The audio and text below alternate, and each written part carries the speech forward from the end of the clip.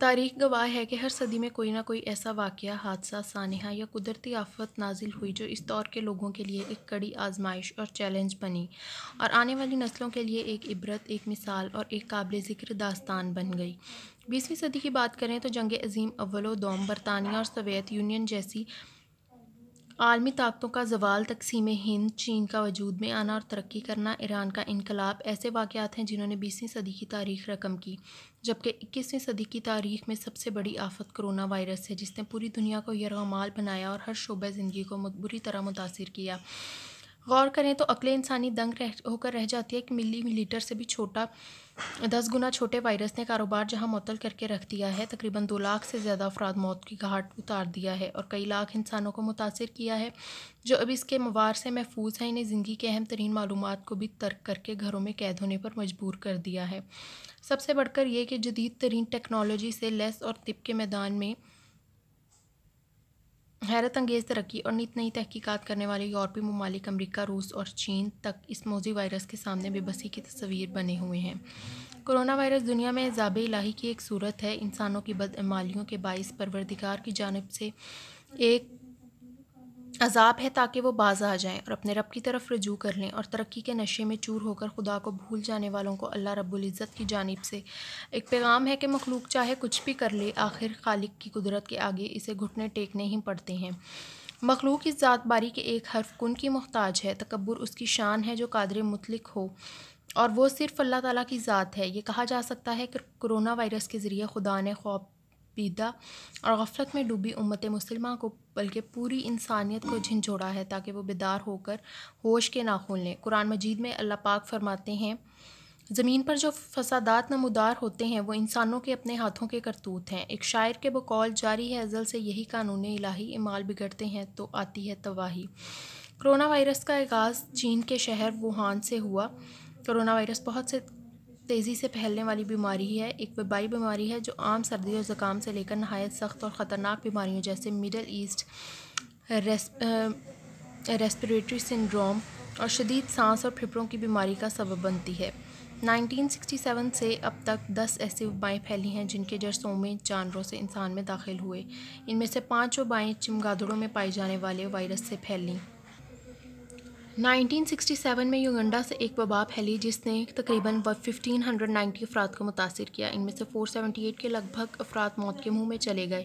یہ انتہائی خطرناک بیماری تھی کیونکہ اس میں اموات کی شرح 81% تھی۔ اسے ماربرگ کا نام دیا گیا جس کا وائرس چمگادڑ سے آیا۔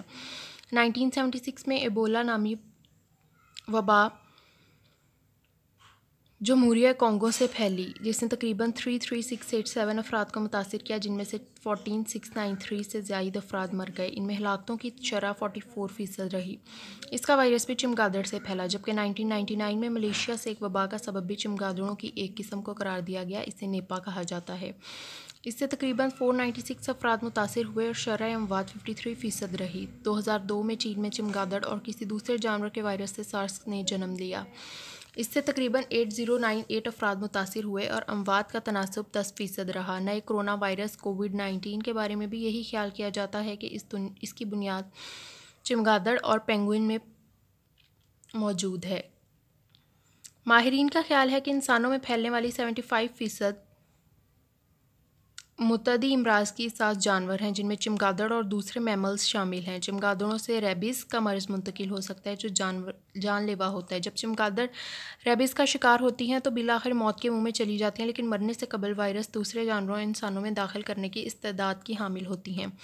ریبیز عموماً کاٹنے سے منتقل ہوتی ہے، عمل بالواسطہ اور بلا واسطہ دونوں صورتوں میں ہو سکتا ہے۔ متاثر چمگادڑ اگر پالتو جانور کو کاٹے گی تو یہ اس میں منتقل ہو جائے گا اور پھر انسان میں اس مرض کے وائرس کی منتقلی متاثرہ جانور کے لعاب سے آنکھ، منہ یا زخم میں جا سکتی ہے، تاہم انسانوں میں چمگادڑ سے باولے پن کی منتقلی کا امکان بہت ہی کم ہوتا ہے۔ امریکہ میں ہر سال چمگادڑوں سے ریبیز کی منتقلی 1 یا 2 کیسز ہی سامنے آتے ہیں۔ دراصل پاکستان میں وبا کا پھیلاؤ دیگر ممالک سے واپس آنے والے افراد کی وجہ سے ہوا اور دیکھتے ہی دیکھتے تمام صوبوں کو اپنی لپیٹ میں لے لیا۔ اب تک ہمارے ملک میں کرونا سے متاثر افراد کی تعداد کئی ہزار تک پہنچ چکی ہے اور تقریباً 2% متاثر افراد اس وبا کے باعث اپنی زندگی سے ہاتھ دھو بیٹھے ہیں۔ اس بیماری پر قابو پانے والے ممالک جن میں چین سر فہرست ہے۔ چین کے ڈاکٹرز نے دن رات محنت کر کے اور اپنے تجربات کی روشنی میں کرونا وائرس پر کافی حد تک قابو پا لیا ہے۔ چین نے اس سلسلے میں موجودہ صورتحال کو دیکھتے ہوئے پاکستان کی بھی مدد کرنا شروع کر دی ہے۔ اس نے پاکستان کو مختلف ادویات اور کٹس بھیجی ہیں اور تشخیصی مراحل میں بھی پاکستان کی مدد کر رہا ہے۔ علامات: کرونا وائرس کی علامات درج ذیل ہیں۔ مریض کا بخار 102 سے زیادہ ہو جاتا ہے، نزلہ زکام اور خشک کھانسی کا ہونا، اسہال اور کیے آنا، سانس لینے میں شدید دشواری، گلے میں خراش اور ناک کا بہنا، جوڑوں اور پٹھوں میں شدید درد ہونا۔ اس وائرس کا نشانہ بننے والے اولین ممالک چین، امریکہ، برطانیہ، اٹلی اور ایران ہیں۔ اس وائرس سے دنیا کے کئی ممالک مثلاً جرمنی، اسپین، فرانس، روم، بیلجیم، بھارت اور پاکستان کو متاثر کیا ہے۔ علاوہ ازیں دنیا کے 199 سے زائد ممالک اور خود مختار علاقوں میں پھیلنے والے کرونا وائرس سے مرنے والوں کی تعداد میں مسلسل اضافہ دیکھنے میں آ رہا ہے۔ اب تک اس جان لیوا وبا سے اٹلی اور امریکہ سب سے زیادہ متاثر ہوئے۔ مرض بڑھتا گیا جوں دوا کی تمام تر اقدامات کے باوجود ترقی پذیر ممالک کے ساتھ ساتھ ترقی یافتہ ممالک میں بھی اس عالمی وبا کے سامنے بے بس نظر آ رہے ہیں۔ ماہرین کی رائے کے مطابق کرونا وائرس کی شکل میں اصل انسانیت کے خلاف تیسری عالمی جنگ چھڑ گئی ہے۔ اگر ہم دنیا بھر میں پیدا ہونے والی ہنگامی صورتحال پر غور کریں تو یہ احتمال اور بھی قوی ہو جاتا ہے۔ تعلیمی سرگرمیوں سے لے کر کاروبار تک کا پوری دنیا میں بیک وقت معطل ہو جانا، لوگوں کا گھروں تک محدود ہو کر رہ جانا، ایسا جنگ کے حالات میں ہی ہوتا ہے۔ اس سے پہلے بھی دنیا میں کئی وبائی امراض آئیں اور آ کر چلی گئیں، لیکن کسی وبا نے ایسی دہشت اور ایسا خوف نہیں پھیلایا جتنا کہ کرونا وائرس نے پھیلایا۔ کرونا وائرس نے اجتماعی زندگی کے ساتھ ساتھ انفرادی زندگی کو بھی متاثر کیا۔ وائرس کے پھیلاؤ کو روکنے کے لیے حکومتی سطح پر کئی پابندیوں کی وجہ سے اکثر لوگ گھروں میں قید ہیں۔ محفلیں ختم ہو گئیں، رونقیں ماند پڑ گئیں، مصروفیت کی جگہ فراغت نے لے لی، اور فراغت بذات خود ایک المیہ اور مسئلہ ہے۔ بزرگ اور اہل دانش کہتے ہیں انسان کی دوا ہے، لیکن یہ عجیب مرض ہے کہ جس کی دو انتہائی اور ستم یہ ہے کہ کسی سے نہ ملا جائے، سب سے الگ تھلگ رہا جائے۔ کرونا وائرس کی اقسام میں corona A, corona B, corona C اور نوول کرونا وائرس اہم ہیں۔ دراصل کرونا وائرس ایک وبائی مرض ہے، دنیا کو متاثر کرنے والی اہم وائرل بیماری ہے، چھوت کی بیماری ہے، اس لیے لعاب، پسینے، کھانسنے، چھینکنے سے دوسرے افراد میں منتقل ہو جاتی ہے۔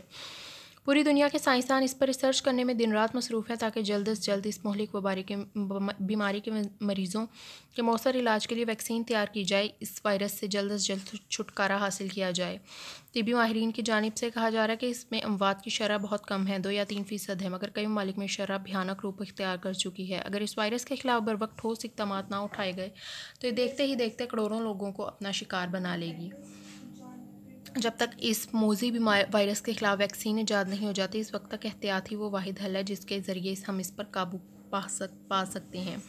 کرونا وائرس سے بچاؤ کے لیے احتیاطی تدابیر درج ذیل ہیں۔ نزلہ زکام یا کھانسی سے متاثرہ افراد سے دور رہیں۔ کھانسی اور چھینک کی صورت میں منہ اور ناک کو کوہنی سے ڈھانپیں یا ٹیشو پیپر کا استعمال کریں۔ عوامی، اجتماعی اور بھیڑ والی جگہوں پر جانے سے گریز کریں۔ متاثرہ شخص سے ہاتھ ملانے اور گلے ملنے سے مکمل اجتناب کریں۔ فیس ماسک صرف اس وقت استعمال کریں جب آپ کو یا ارد گرد کسی فرد کو نزلہ زکام یا کھانسی کی شکایت ہو۔ بلا ضرورت گھر سے باہر نہ نکلیں اور دن میں بار بار صابن سے 20 سیکنڈ تک اچھی طرح ہاتھ دھوئیں یا ہینڈ سینیٹائزر کا استعمال کریں۔ تو اگر آپ لوگوں کو یہ ایسے اچھا لگ رہا ہے تو مجھے کمنٹ سیکشن میں بتائیں تاکہ میں آپ لوگوں کے لیے جو اس کا آخری پارٹ ہے وہ بھی شیئر کر دوں، اور پھر بیچ میں سے آپ لوگوں کو جو کٹنگ کرنی ہوگی، جو آپ لوگوں کو چاہیے ہوگا وہ آپ لوگ لکھ لیجئے گا۔